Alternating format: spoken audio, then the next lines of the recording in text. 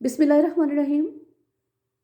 सबसे पहले एक छोटी सी दरख्वास्त है कि अगर आपने अभी तक मेरे चैनल को सब्सक्राइब नहीं किया तो काइंडली उसे सब्सक्राइब कर लीजिए और बेल आइकन को भी प्रेस कर लीजिए ताकि आने वाली हर न्यू वीडियो आपको टाइम पर मिल सके। शुक्रिया। आज हम बात करेंगे तजदीद मुआहदा पर और मशरूत मुआहदा से मुतल्लिक। सबसे पहले बात करते हैं तजदीद मुआहदा की। कॉन्ट्रैक्ट एक्ट की सेक्शन 62 के मुताबिक जब फ्रीकैन की रजामंदगी से किसी साबका मुआहदा में फ्रीकैन को बदल दिया जाए या फ्रीकैन का इजाफा या कमी की जाए या नौयत ज़िम्मेदारी में तब्दीली लाई जाए तो साबका मुआहदा ख़त्म हो जाता है, उसकी जगह नया मुआहदा ले लेता है, उससे तजदीद मुआहदा कहते हैं। इससे जो साबका मुआहदा होता है वो काबिल अमल नहीं रहता। मिसाल के तौर पर अलिफ बे से अहद करता है कि अगर वो उसके बच्चे की परवरिश करता है तो उसे 5,000 रुपये अदा करेगा। कुछ अरसे के बाद वो इस मुआहदा में तब्दीली करता है इस तरह से कि 1,000 रुपये का इजाफा करके उस जो उजरत है उसको 6,000 रुपये में तब्दील कर देता है। इस तरह से नौयत ज़िम्मेदारी तब्दील होने से मुआहदा बदल गया और उसकी जगह जो था वो नया मुआहदा आ गया, उसे तजदीद मुआहदा कहते हैं। इसी तरह से सलीम ताहिर का 10,000 रुपये का मकरूज़ है जो इंदुल तलब वाजिबुल अता है।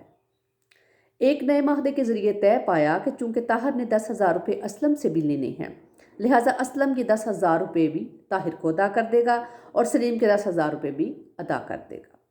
इस तरमीम से सलीम अपनी ज़िम्मेदारी से सबकदोश हो गया और तमाम ज़िम्मेदारी असलम पर पड़ गई और ये तजदीद मुआहदा की सूरत है। तजदीद मुआहदा में ज़िम्मेदारी तीसरे फ़रीक पर डाली गई तो लाजिम है कि तीसरा फ़रीक इस पर रजामंद हो जाए। अगर तीसरा फ़रीक इस पर रजामंद ना हो तो तजदीद मुआहदा नहीं होगा। तजदीद मुआहदा के जो लवाजिम हैं उनमें सबसे पहले है कि पुराना मुआहदा ख़त्म हो जाए और उसकी जगह नया मुआहदा ले ले। दूसरी बात कि फ़रीकैन रजामंद हों। तीसरी बात कि साबका मुआहदा की महसूस ज़िम्मेदारी से नए मुआहदे को शामिल किया जाए। जैसे कि मुआहदा फ्रीकैन की रजामंदी से तय पाता है, उनकी रजामंदी से ख़त्म या तब्दील किया जा सकता है।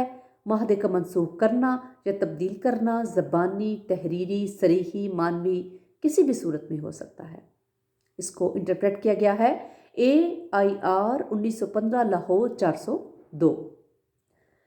इसी तरह से तजदीद मुआहदा से मुराद किसी साबका मुआहदा को ख़त्म करना और नया मुआहदा करना है। मुआहदे की शराइत में तब्दीली की बिना पर मुआहदा मनसूख नहीं होता क्योंकि पहली शराइत बदस्तूर कायम रहती हैं सिवाय इसके कि वो नई शराइत से मुताबिकत ना रखती हों। इसको इंटरप्रेट किया गया है 1981 CLC 637।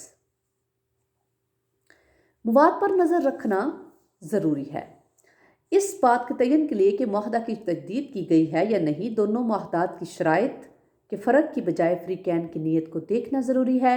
इस गर्ज़ के लिए मुआहदे के मवाद को देखना ज़रूरी है ना कि उसकी नीयत को। इस बात को इंटरप्रेट किया गया है PLD 1987 कराची 132।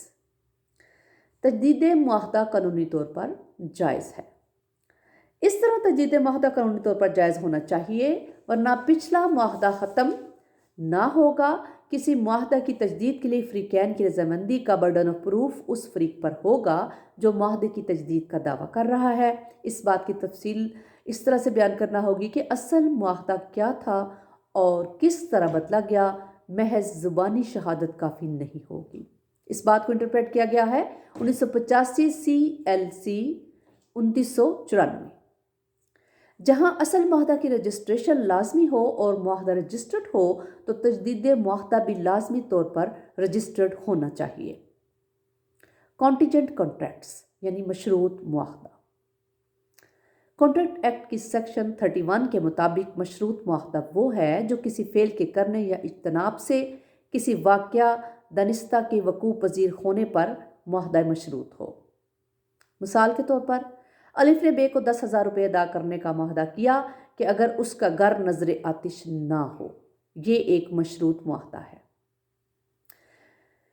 इस दफ़ा के तहत मशरूत मुआहदा वो है जो मुस्तकबिल में किसी वाक़या के ज़हूर पज़ीर होने या किसी शर्त को पूरा करने के बाद काबिल अमल होता है।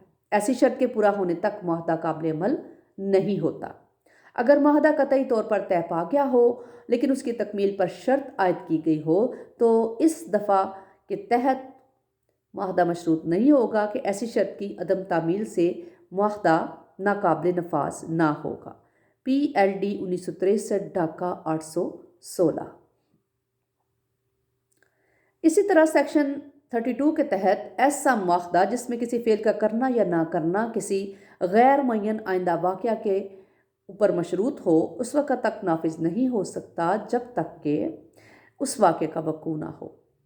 اگر اس واقعے کا وقوع ناممکن ہو تو معاہدہ کالعدم ہوگا۔ مثال کے طور پر الف نے بے کو محسوس رقم ادا کرنے کا معاہدہ کیا کہ اگر وہ جیم سے شادی کرے، ٹھیک ہے، جیم بے سے شادی کے بغیر مر گیا اور معاہدہ کالعدم ہو گیا۔ سیکشن 33 کے مطابق ایسا معاہدہ جس میں کسی فعل کا کرنا یا نہ کرنا کسی غیر معینہ واقعہ آئندہ کے عدم وقوع پر مشروط ہو اس وقت نافذ ہو سکتا ہے جب اس واقعے کا وقوع ناممکن ہو لیکن اس سے پہلے نہیں۔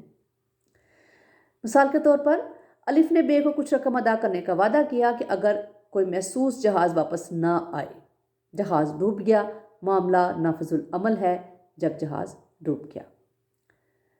سیکشن 34 جس پر معاہدہ مشروط ہونا اس وقت ناممکن تصور ہوگا اگر وہ واقعہ کسی شخص کا آئندہ عمل ہو۔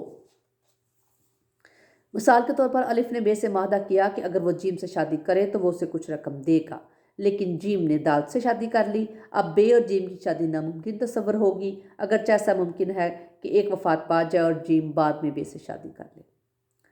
سیکشن 35 کے تحت جب معاہدہ وقت معین کے اندر غیر معین واقعہ پر مشروط ہو تو وقت معین گزرنے اور واقعہ وقوع پذیر نہ ہونے پر یہ معاہدہ کالعدم ہوگا۔ سیکشن 36 کے مطابق غیر ممکن واقعہ کے وقوع سے مشروط معاملات کالعدم ہیں۔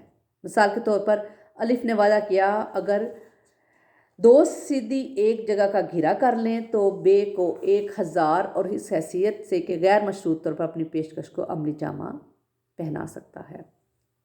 یعنی اگر پیشکش جو ہے وہ اس طرح سے ہو کہ جو الف نے وعدہ کیا تھا کہ اگر وہ دو سیدھی ایک جگہ کا گھیراؤ کر لیں تو اس کو وہ 1000 روپیہ ادا کرے گا، یہ معاہدہ کالعدم ہے۔ مشروط معاہدہ اور معاہدہ شرط میں کیا تضادات ہیں؟